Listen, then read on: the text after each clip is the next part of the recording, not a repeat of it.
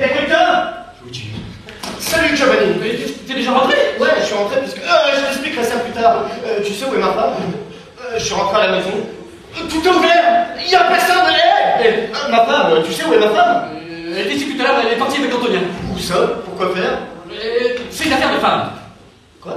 Décale. Je te dis que c'est une affaire de femme parce que ça ne nous regarde pas. Nous, ce qui nous regarde, ce sont les affaires de femme. Mais si, ça me regarde. Mais alors, ça te regarde. Pourquoi est-ce que t'as pas retenu un liatant quand il le fallait en mois à l'avance? Allez, pourquoi faire? Évidemment. C'est l'affaire des femmes. On connaît le refrain. Nous, on leur donne la paye et puis débrouille-toi. Ah. On fait l'amour parce que le plaisir c'est sacré. Et on leur dit, prends la pilule. Et on les met enceinte. Et débrouille-toi. Prends ton gosse, pouponne-le, porte-le à la crèche, va le chercher, ramène-le à la maison, mets-le dans le tiroir, ouvre le tiroir, referme-le, va le tétine, pousse-le. Giovanni, qu'est-ce que tu racontes? Ce que je raconte, c'est qu'elles ont raison. Nous sommes des juments foutistes, des exploiteurs de notre genre, avec la même mentalité que les patrons. Tout ça n'a rien à voir avec le fait que Margarita a planté la maison grande ouverte et qu'elle a disparu sans même me laisser un mot. Pourquoi est-ce qu'elle t'aurait laissé un mot? Tu as été de nuit, tu aurais dû rentrer demain matin. Comment se dit que tu sois là? C'est le train. On l'a bloqué. Qui a bloqué le train? Les ouvriers, nous tous. Ils nous ont augmenté l'abonnement, ces fils de pute. Et vous avez bloqué le train? On a bloqué toute la ligne. Et même le train bleu. Et le rapide pour Paris. T'aurais dû voir la tête des hommes d'affaires. Ils étaient dans une de ces rognes. Vous avez une vraie fête, quoi. Excuse-moi. Mais je trouve que ce sont des bravades d'enragés sans cervelle. Des conneries qui font le jeu de la réaction. Je suis d'accord, c'est des conneries. Mais je l'ai même dit aux copains. Ça sert à rien de faire tout ce rapide pour obtenir un rabais sur l'abonnement. Ah bon? Ouais, faut l'avoir pour rien, l'abonnement. Vous perdez la tête. L'abonnement pour rien. Ouais, c'est la boîte qui doit nous payer le trajet. Et même le temps que nous perdons dans le train. Mais comme si on le perdait pour faire du tourisme. C'est des heures qu'on donne au patron. C'est pour lui qu'on se lève 2 heures plus tôt et qu'on rentre 2 heures plus tard. Dis-moi, tu parles sérieusement? Qui est-ce qui t'a monté la tête? Un de ces gauchistes à la manche, parle. Tous des provocateurs. Dis pas des conneries. C'est un provocateur, Tonino? Celui qui travaille au presse? Ouais. Ah non, pas lui. Et Marco, et les 2 calabras de mon village? Ces deux-là, des fédaïnes. C'est eux qui t'ont monté? Non, Giovanni. Je me suis remonté tout seul. C'est facile à comprendre, ça peut plus durer. Il faut faire quelque chose. Et on ne peut pas attendre indéfiniment la bonne volonté du gouvernement, l'initiative du syndicat et les belles paroles du parti. Il faudrait toujours remettre à plus tard, sans mettre à la hiérarchie pour la moindre chose, même pour aller pisser. Alors la patience, la confiance, le sens des responsabilités, ça suffit, Giovanni. C'est à nous d'agir, à nous de faire bouger les choses. Le monde change, tu sais. Il change même drôlement. Dis-moi. T'aurais pas parlé avec un brigadier de police sans moustache qui ressemble à les gendarmeries moustachus? Un flic contestataire. Un provocateur. Il tient les mêmes discours que toi, exactement. Je sais pas de qui tu parles.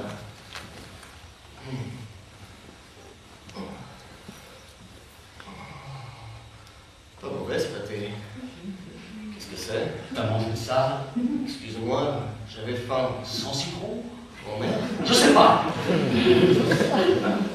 T'es sûr que c'est bon? Très bon. Laisse-moi goûter.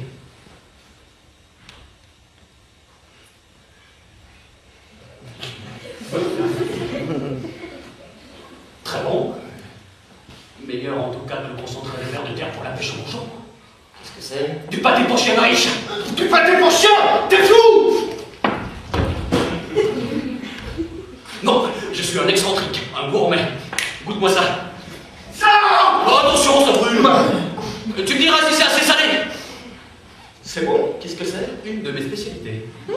De la soupe aux graines de millet pour canaris dans un bouillon de tête de lapin surgelé. Du millet et des têtes de lapin? Spécialité chinoise. Ratatouille avec piao. Une recette prévisionniste.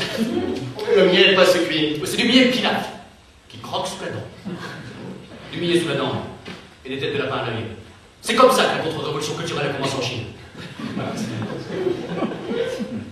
Qui a mangé le livre qui était là? C'est moi. J'aurais pas dit. Bien sûr que non. C'était le livre de ta femme. Mais tu sais même la nourriture de ton bébé maintenant. Le livre de ma femme! Mon bébé! Tu sais bien qu'à la naissance, la saumure perd. Parce que d'abord, ça glisse.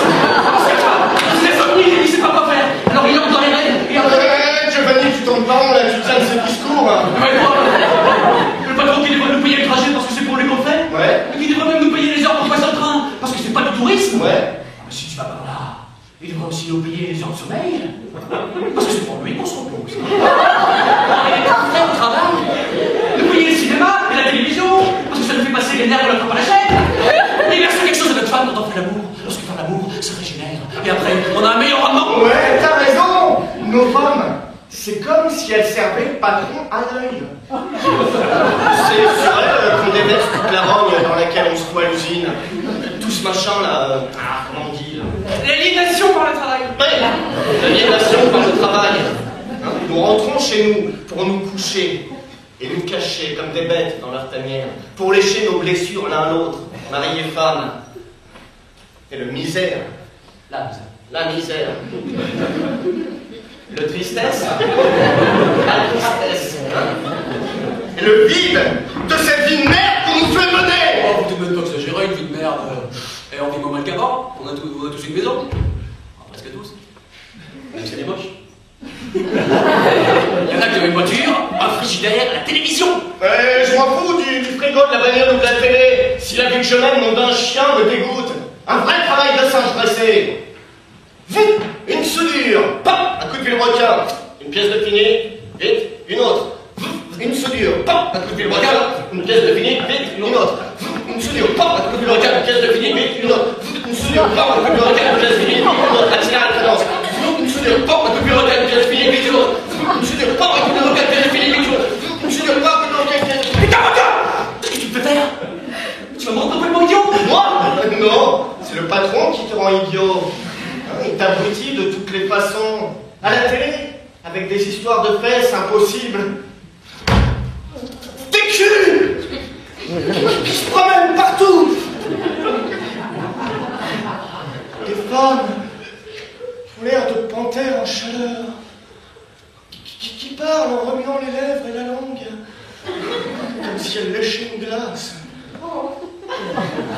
Parce qu'elle lèche. J'ai mis mon terme. On appelle ça la culture érotique. Tu peux rajouter qu'en sortant du cinéma, tu te promènes pour te calmer. Et tu passes devant les affiches publicitaires. Ce sont encore des culs pour vanter le soutien-gorge.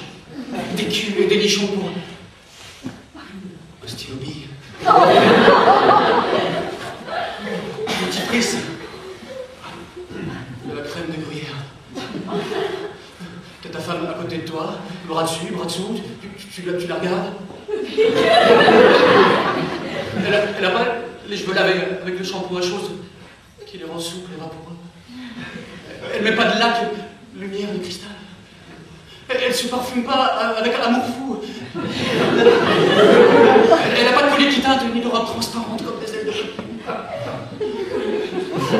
Elle a des seins, comme ça.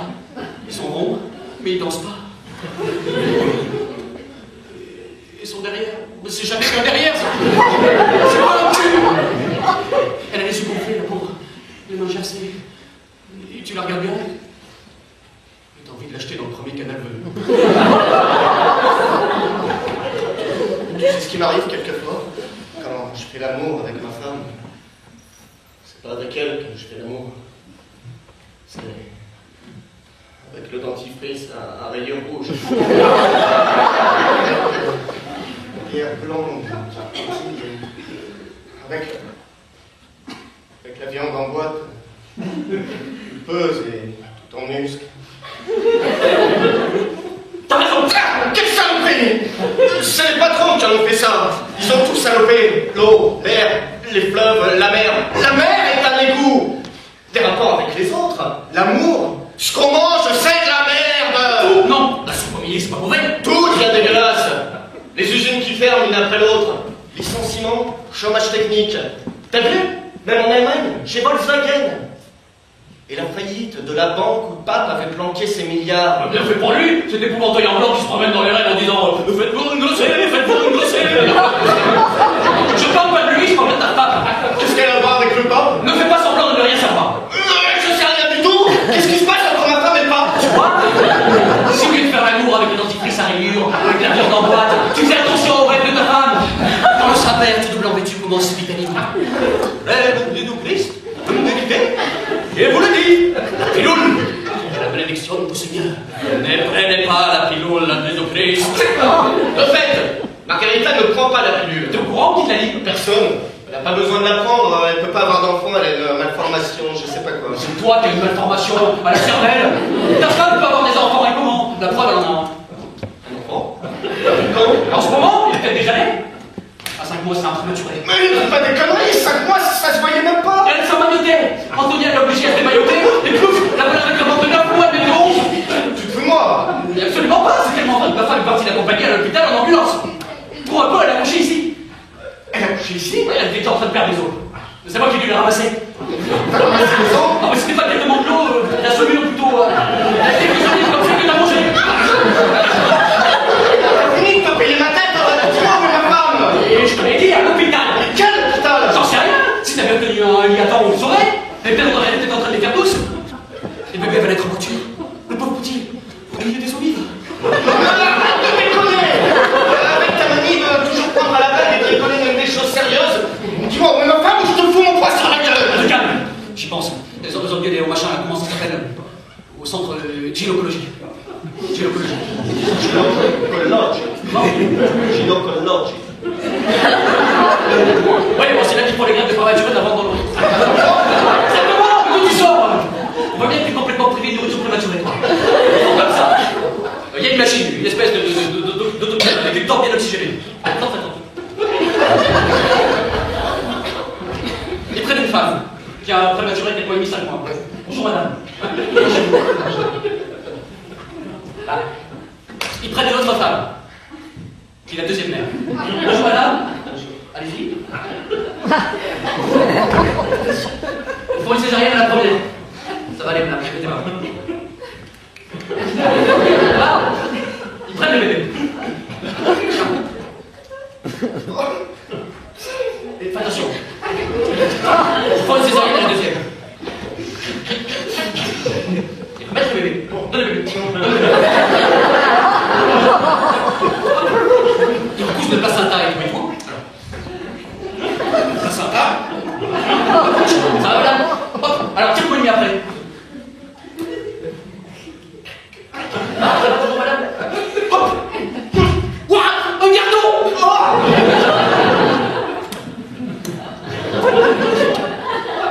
Madame, ça suffit. J'en ai rien à foutre de tout ça. Cherche la ligne de téléphone qu'on peut oublier ce diable de sang. J'ai pas le téléphone. Bah, descendre au bar, ils l'ont le téléphone. Ça va bien. Il est à Biguarda. Pourquoi sont-elles allées si loin? La vie dure. C'est pour la greffe. Ils prennent une autre femme. La première t'accepte. La première t'accepte. Non. Quoi? Ma femme? Elle va se faire une greffe.